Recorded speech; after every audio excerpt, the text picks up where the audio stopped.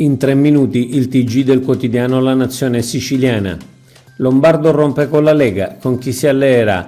Con un'intervista al quotidiano La Sicilia, Raffaele Lombardo, leader dell'MPA, ha annunciato la rottura del patto federativo con la Lega. Ne attribuisce per intero la responsabilità ai leghisti siciliani e il riferimento è al vicepresidente della regione Luca Sammartino, che fin dall'inizio ha pesantemente osteggiato l'accordo. Ma cosa farà e con chi si alleerà adesso Lombardo con il suo movimento per l'autonomia? Ex Bluetech di Termini Imerese alla Pelligra Holding. Nel corso dell'incontro di ieri presso il Ministero delle Imprese sulla riconversione del sito ex Bluetech di Termini, il ministro Urso ha annunciato che il soggetto aggiudicatario è stato individuato nella Pelligra Holding del presidente del Catania Calcio Ros Pelligra. Prevista l'assunzione di 350 dipendenti. Il progetto prevede il rilancio di tutta l'area industriale di Termini Imerese con la realizzazione di un parco industriale del più grande porto commerciale e logistico della Sicilia occidentale e di un interporto collegato. Critiche a Beatrice Venezzi, orchestrali sanzionati.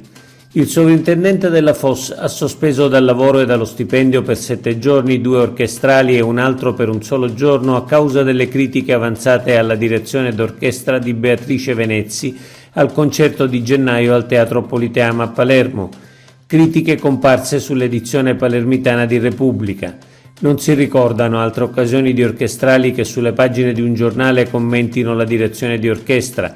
Alla luce di fatti mai accaduti prima, le sanzioni ci appaiono comprensibili e largamente motivate a fronte di critiche che appaiono intrise di un pregiudizio ideologico. Fiere di Sestri Levante, Dubai e Francoforte. Pubblicato il bando rivolto alle imprese di settore per partecipare alle fiere di Sestri Levante, Dubai e Francoforte. Il bando riguarda la partecipazione istituzionale della regione siciliana alle borse e alle fiere di settore aperte agli operatori del settore turistico. Marco Falcone avvia la sua campagna elettorale. Siamo in campo con Forza Italia, dice Marco Falcone, per portare in Europa la nostra cultura del fare nell'interesse della Sicilia e di tutta la circoscrizione insulare. L'assessore all'economia della regione siciliana Marco Falcone lancia, con anticipo rispetto a tutti gli altri, la sua candidatura alle europee dell'8 e 9 di giugno nella lista di Forza Italia. Russell Crowe il 7 agosto in Sicilia a Noto.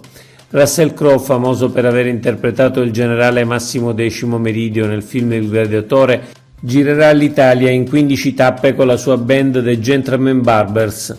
Il tour, che toccherà alcuni dei luoghi più suggestivi d'Italia, si concluderà il 7 agosto nella scalinata della Cattedrale di Noto. Oggi è tutto per l'informazione del quotidiano La Nazione Siciliana. Trovate gli articoli completi su www.lanazionesiciliana.eu.